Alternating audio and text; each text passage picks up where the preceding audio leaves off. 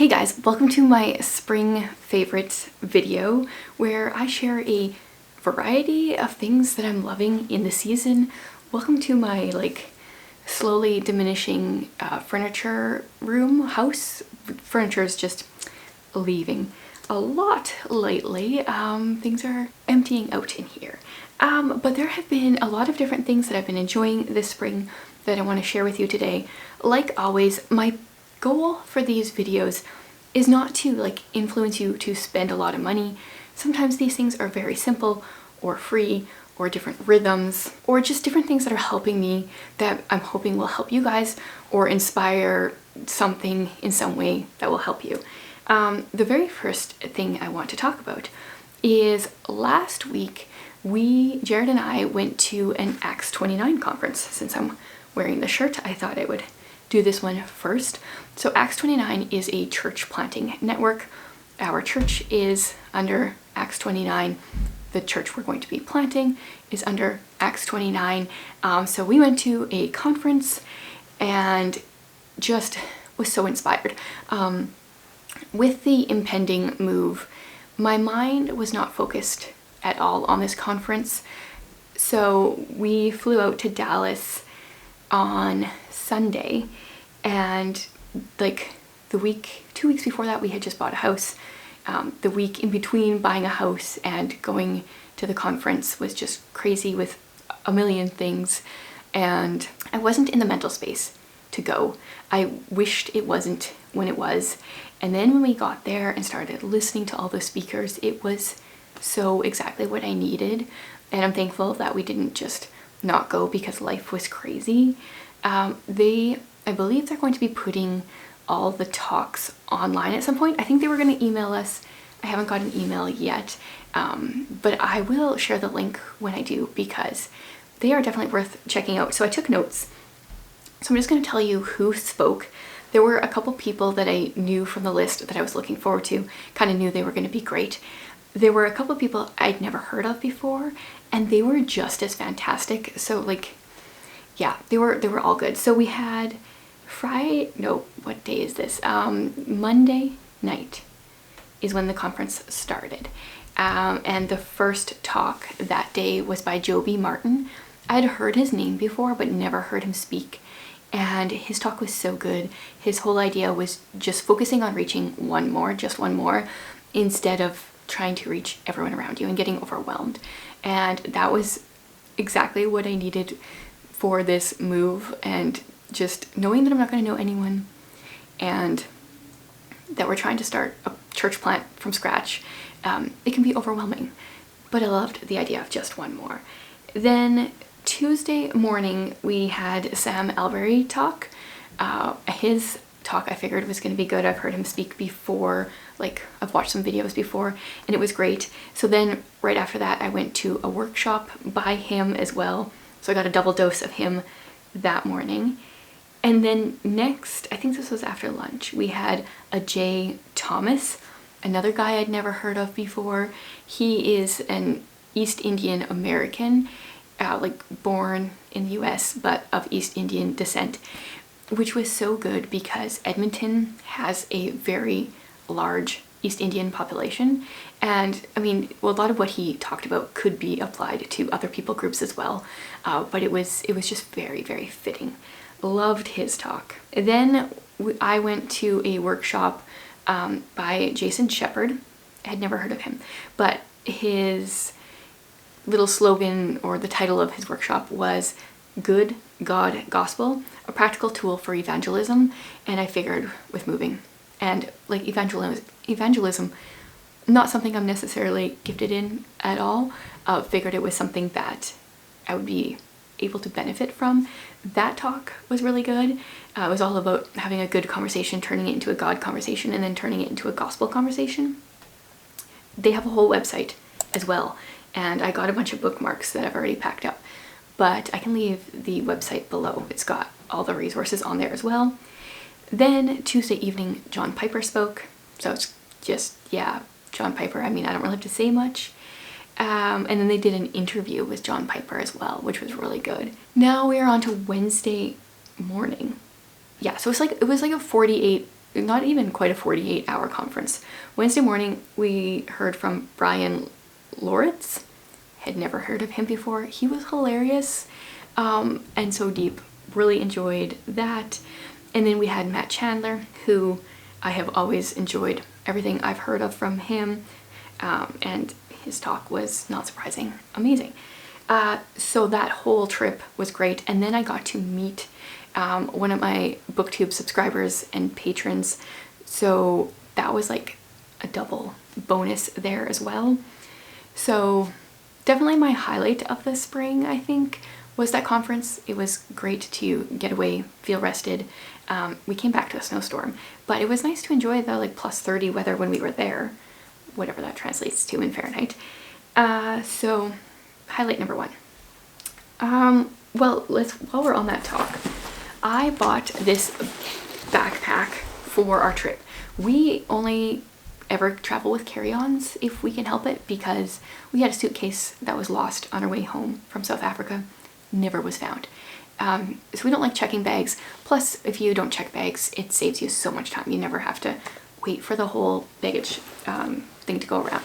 So I got this backpack from Amazon. It was about $50 Canadian, and I fit 5 days worth of clothes in here. There's a zippered pocket on the bottom here and an extra pair of shoes. It was very, very comfortable. Lots of padding in the back, and it has lots of zippers, which I really enjoyed, because then I can remember like, oh, I put this thing in there, instead of just having like a big empty space where everything dumps in. So it has 2 zippers here that are just, this one's kind of small, this one's a little bit bigger, and then it's got this zipper, which is quite a bit bigger. And then the main compartment has, this is where your shoes kind of come from the bottom. There's a zipper in the back there. There is a charging spot where you could have like a battery pack. I didn't use that. And then in here, there's some zippers and pockets and things. And then it has a laptop spot, which I just used for like my book and my e-reader. Yeah, and I took everything I needed for 5 days fit in here, other than leading into my next thing. I took this shoulder bag. I got this for Christmas from my parents, also just from Amazon. And I had my passport in the back slot here, which was really nice, because when my passport is like in a backpack, I'm constantly concerned someone's gonna take it, or just like, it's easier to double check something if you're wearing it on the front as opposed to the back. It's got a bigger pocket here where I usually have my phone. I got some free gum from the conference. Reliant, it's support-based ministry, reliant.org/partner. I actually don't really know what that was. A lot of the booths that were there were mostly just for Americans, so they didn't really apply to us. And then there's a smaller pouch where I kept my glasses cloth. Now I have a couple of cards, my driver's license, my key, some stuff for my lips, that kind of thing. So I used this, I got it for Christmas. I used it for our trip to Edmonton at the beginning of April, and then I used this along with this for my luggage for Texas, and that worked great. And now I just always use this as my purse. Okay, easy peasy. Another thing I got for Christmas, I think it was for Christmas, from a subscriber, Charlene. She's done this a few times. She sends us like fun things to do as a family. This was a Clue escape and solve mystery game. So this is a little different than the exit games. This was like actually like Clue. There is the cards with the different characters, and there is a mystery to solve. We had so much fun with this. The cool thing about this is with the exit game, it's a single-use game. You cut things up and glue things kind of idea, so you can't use it again. With this, I didn't realize, but you can use it again. Jared may have had a moment where he ripped up a card thinking we couldn't use it again, but you totally can. Or like, you can't, but you could pass it on to someone that could. I mean, now we know the answer. But I'm totally gonna let someone have this now, because it was a lot of fun, and we can't use it again, but someone else can. So personally, I think I prefer this over the exit rooms now. She so kindly only got us a 2 out of 5 difficulty. I feel like that's a pretty good level for, we did it with the 13-year-old and 10-year-old. It kept our attention more than an exit game. Different people, you got to go around the table and take turns. Different people had to read things that their characters had to say. And yeah, in my opinion, now that I've done an exit room game and this kind, I would recommend this over that other one. And then the last favorite that I have for spring is an idea that I read forever ago in the Lazy Genius book.